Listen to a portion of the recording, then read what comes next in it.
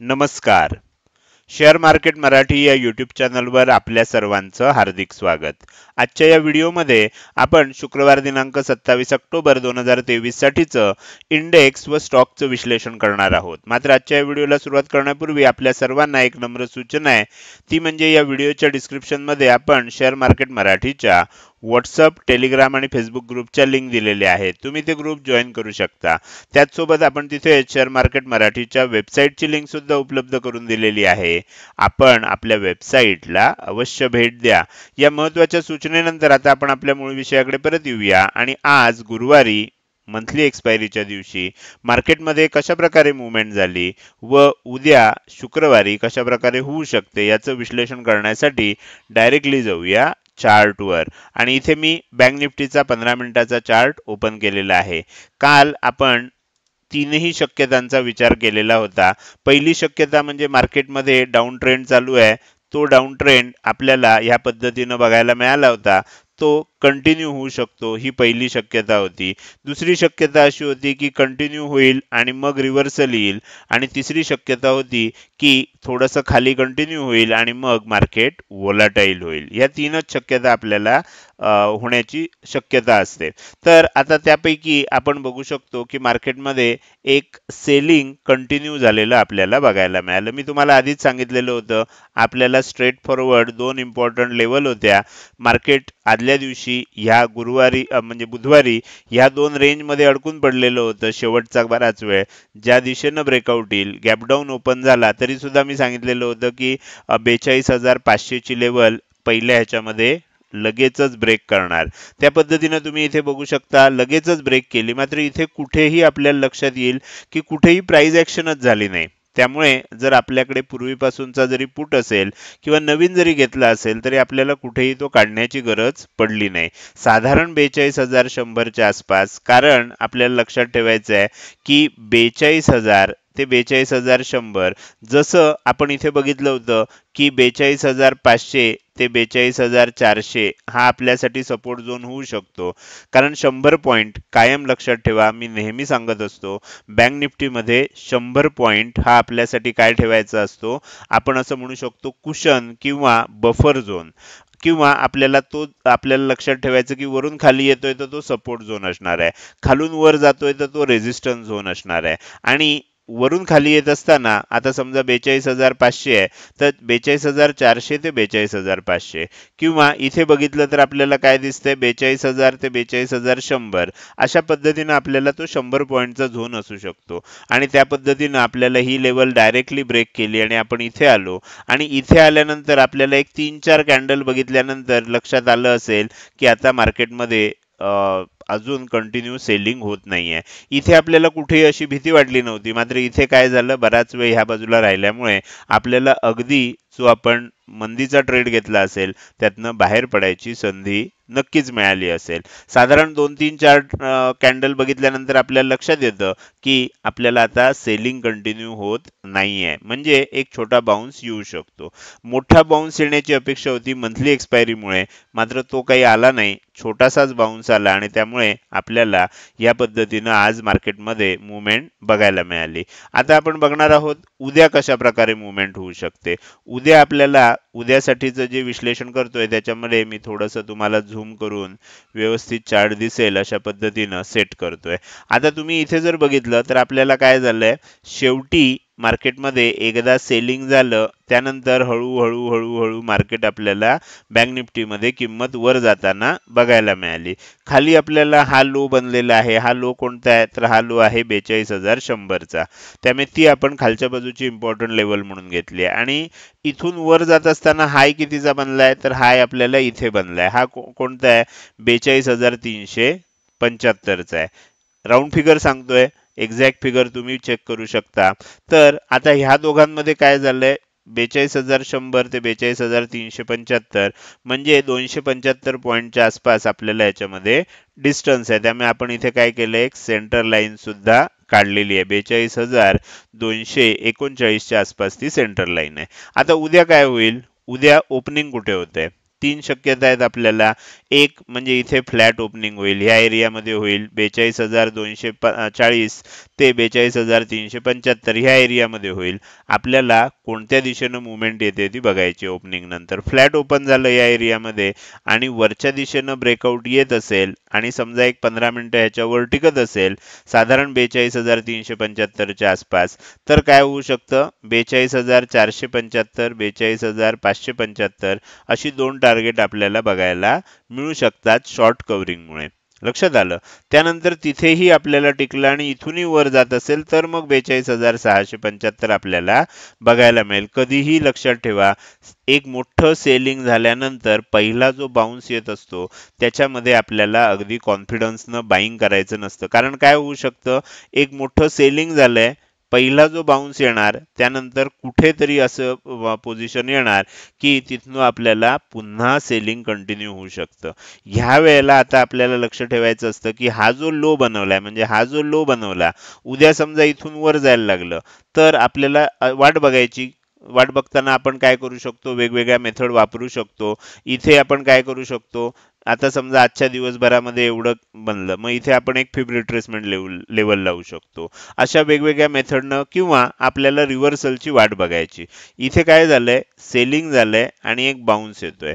आता हा बाउन्स समजा उद्या कंटिन्यू झाला तर कुठेतरी एक पोझिशन येणार की जिथनं पुन्हा सेलिंग होणार आणि पुन्हा सेलिंग होत असताना आपल्याला लक्षात ठेवायचंय की हे सेलिंग आता ह्या लो तोडला पाहिजे. जर नाही तोडला, इथून सेलिंग आलं, इथपर्यंत सेलिंग आलं आणि इथून पुन्हा वर जायला लागलं आणि हा वरच्या बाजूचा आपल्याला जर हाय पुन्हा ब्रेक झाला तर ओळखायचं मग तेजी होऊ शकते. त्यामुळे पहिल्यांदा जेव्हा बाउन्स येत असतो, ह्या बाउन्स मध्ये आपण जर तेजी करणार असू तर अगदी छोट्या छोट्या टार्गेटची करायची आणि आपला स्टॉप लॉस अगदी स्ट्रिक्टली ट्रेल करायचा. कारण हा जो पहिला बाउन्स आहे त्यानंतर असं होण्याची शक्यता असते की इथून खाली जाईल आणि हा लो तुटेल. असं जर झालं तर ह्या ठिकाणी आपल्याला काय करायचं आहे, पुन्हा एकदा सेलिंग कंटिन्यू करायचं. तर ही गोष्ट कायम लक्षात ठेवा. त्यामुळे आता काय झालंय, इथे ओपन झालं आणि इथनं वर जात असेल तर आपण छोट्या छोट्या टार्गेटसाठी 42,500 42,550 575 पर्यंत इथपर्यंतसाठी आपण वाट बघू शकतो. मात्र त्यानंतर आपल्याला काय करावं लागेल, त्यानंतर आपल्याला थोडंसं पुन्हा सेलिंग कंटिन्यू होताना बघायला मिळू शकणार. कारण 42,500च्या आसपास रेजिस्टन्स आहे, तिथनं पुन्हा खाली येऊ शकतं. नाही झालं, पुन्हा वर जायला लागलं तर मग आपण त्याच्यामध्ये डब्ल्यू पॅटर्न बनल्यानंतर किंवा एन पॅटर्न बनल्यानंतर मग आपण त्याच्यामध्ये बाईंग करू शकतो. मात्र जर इथे ओपन झालं आणि खाली यायला लागलं तर खाली यायला लागलं तर आपल्याला काय होईल, पहिलं टार्गेट हे असणार, दुसरं टार्गेट हे असणार. ही खालची जी लेवल आहे 42,100 ची, ही ब्रेक होतीये का हे चेक करावं लागेल. ही जर ब्रेक झाली तर आपल्याला आणखीन दोन टार्गेट, जसं इथून वर गेलं तर दोन टार्गेट येऊ शकतात, तसं इथून खाली गेलं तर ही दोन टार्गेट येऊ शकतात. पहिलं टार्गेट कुठलं असणार, 42,000. 42,000 तुम्हाला माहिती आहे राऊंड फिगर आहे, सपोर्ट घेतला जाण्याची शक्यता आहे. जसं काल सांगितलं होतं, कदाचित हे एकदा ब्रेक झालेलं पण दाखवतील आणि 41,950 900च्या आसपास आपल्याला इथे सपोर्ट घेतला जाईल. त्यामुळे जास्तीत जास्त खाली जाताना मग ही दोन टार्गेट ठेवायला लागतील. आणि जर समजा इथे बाउन्स झाला आणि पुन्हा खाली जात असेल तर मग तिसरं टार्गेट आहे 41,800, ते आपल्याला ठेवायला लागेल. म्हणजे मग खाली जात असताना आपल्याला जास्तीत जास्त काय होऊ शकतं, 41,800 ही आपल्याला लेवल आलेली बघायला मिळू शकते. तर हे झालं कशा पद्धतीनं आपल्याला विश्लेषण करायचं आहे आणि कशा पद्धतीनं त्याचा अभ्यास आपल्याला करायचा आहे. तर वर जात असताना सांगितलं, खाली येत असताना काय होऊ शकतं हे बघितलं. हे झालं बँक निफ्टीचं अनालिसिस. आता आपण निफ्टीच्या अनालिसिससाठी निफ्टीचा चार्ट ओपन करूया.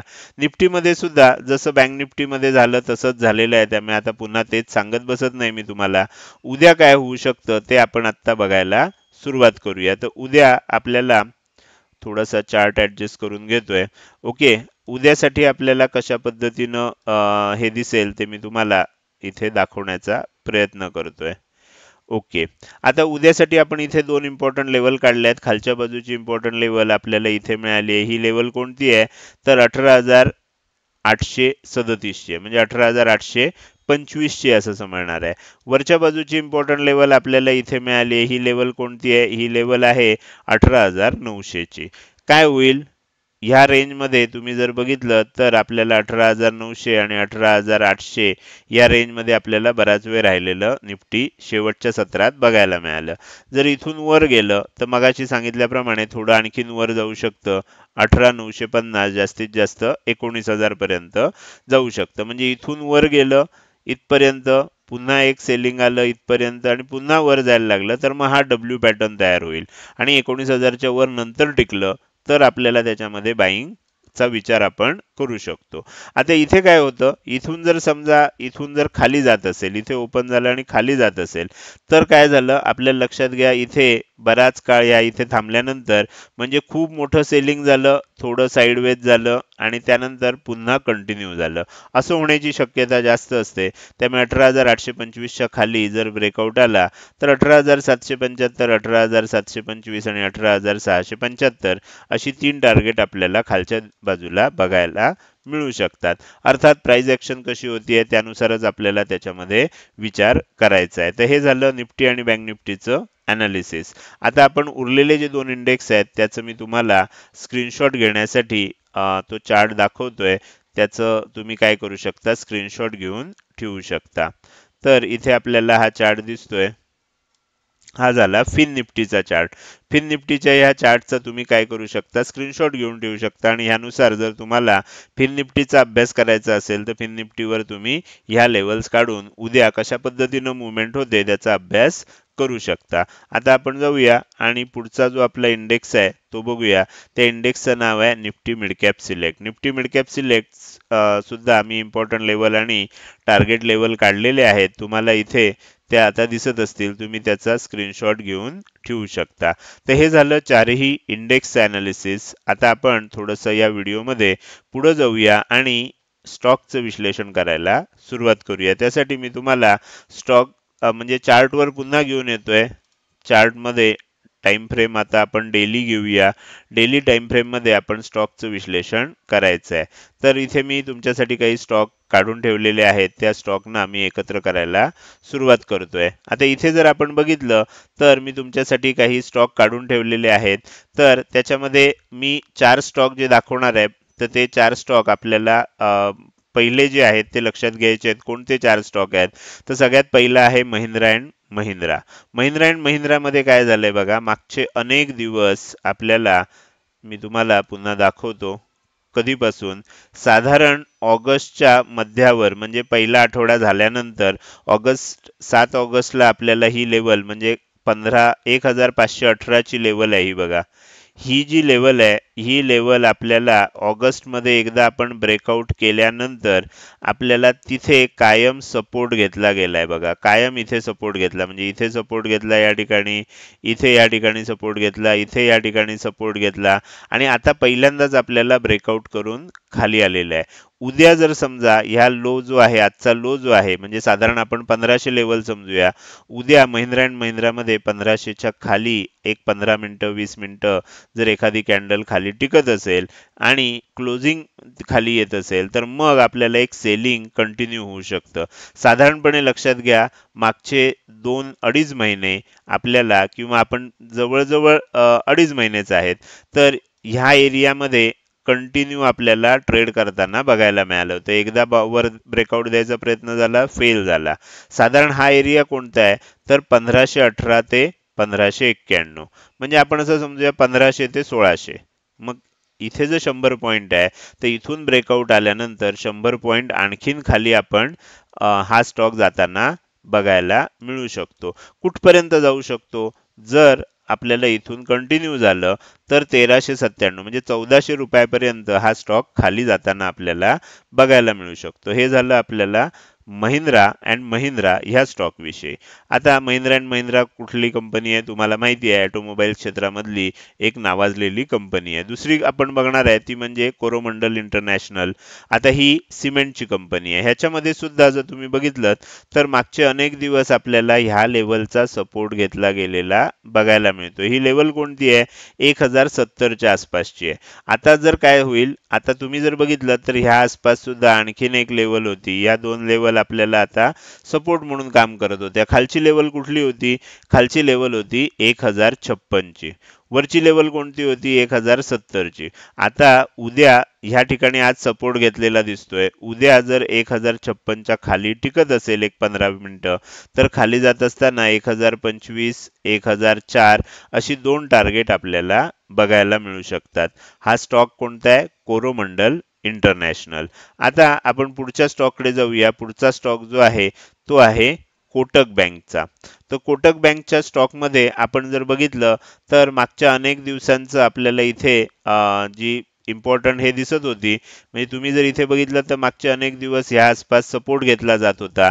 ती लेवल आता यानं तोडलेली आहे. 1700च्या खाली जर हा स्टॉक टिकला तर काय होऊ शकतं? आणखीन खाली जाताना आपल्याला बघायला मिळू शकतो. साधारण आणखीन 100 रुपये खाली जाताना 1500 म्हणजे 1700च्या खाली टिकला तर 1600 रुपयापर्यंत आपल्याला जाताना हा स्टॉक बघायला मिळू शकतो. स्टॉकचं नाव आहे कोटक महिंद्रा बँक. आपण आता पुढे जाऊया. पुढची बँक जी आहे ती आहे इंडसइंड बँक. इंडसइंड बँक मध्ये सुद्धा आपल्याला काय दिसतंय? इंडसइंड बँक माझ्या मते चुकून सिलेक्ट केला गेलाय. आणखीन दोन बँका मी तुम्हाला दाखवतोय. तर कॅनरा बँक आणि ऍक्सिस बँक ह्याच्यामध्ये आपल्याला थोडंसं एक महत्वाची गोष्ट लक्षात ठेवायची आहे. त्या दिवशी मी तुम्हाला स्टॉकमध्ये रिझल्टच्या दिवशी कशा पद्धतीनं मुवमेंट होतात, इथे रिझल्ट कसा बघायचा असतो, एक 2-4 दिवसापूर्वीच्या व्हिडिओमध्ये सांगितलेलं आहे. जे सदस्य नियमित व्हिडिओ बघतात त्यांना लक्षात आलं असेल.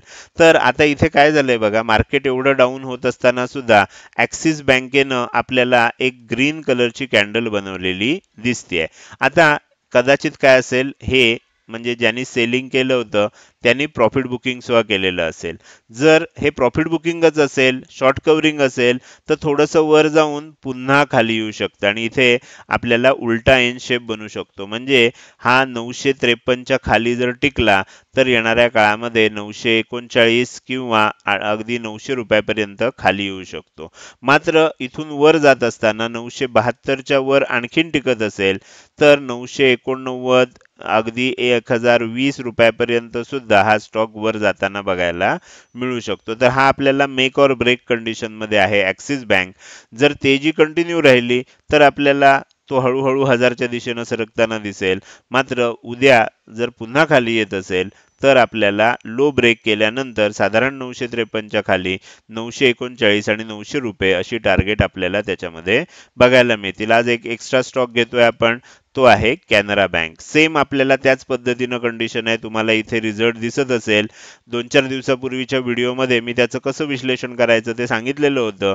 आता तुम्हाला इथे काय लक्षात येतंय? आपल्याला इथे एक हॅमर कॅन्डल बनलेली दिसतेय. अर्थात सेलिंग नंतर ही हॅमर कॅन्डल बनली आहे. उद्या जर ह्या हायच्या वर, आजच्या हायच्या वर एक 15-20 मिनिटं, अर्धा तास जर किंमत टिकत असेल तर आपल्याला तेजी होऊ शकते आणि हळूहळू हा स्टॉक 380च्या दिशेनं मग जाऊ शकतो. मात्र तसं झालं नाही आणि उद्या थोडंसं गॅपडाऊन ओपन झालं आणि खाली येत असताना पुन्हा खाली जायला लागला, 350च्या खाली टिकायला लागला, तर मग 340 रुपये, 325 रुपये अशा खाली जात असताना आणि मग अगदी खाली 313 रुपये अशी 3 टार्गेट आपल्याला येणाऱ्या काही दिवसांमध्ये बघायला मिळू शकतात. तर हे झालं इंडेक्स आणि स्टॉकचं अनालिसिस. हे अनालिसिस तुम्हाला कसं वाटलं? जर आवडलं असेल तर नक्की व्हिडिओला एक लाईक करू शकता आणि एखादी चांगली कमेंट देखील टाईप करून करू शकता. लक्षात ठेवा, तुमची एक लाईक आणि एक चांगली कमेंट हीच माझ्यासाठी प्रेरणा असते, ज्याच्या सहाय्यानं रोजच्या रोज हे विश्लेषणाचे व्हिडिओ मी बनवत असतो. त्यामुळे ह्या गोष्टी अवश्य करा. त्याचसोबत अजूनपर्यंत तुम्ही हा व्हिडिओ बघताय आणि अजूनही जर तुम्ही शेअर मार्केट मराठी या आपल्या यूट्यूब चॅनलला सबस्क्राईब केलं नसेल तर ताबडतोब सबस्क्राईब करा आणि शेजारी असणाऱ्या बेल आयकॉनला क्लिक करून ऑल असं नोटिफिकेशन निवडा. म्हणजे इथून पुढे रोजच्या रोज येणारे हे विश्लेषणाचे व्हिडिओ तुम्हाला विनाविलंब बघता येतील. आजच्या या व्हिडिओमध्ये मी इथेच आपली रजा घेतोय. धन्यवाद.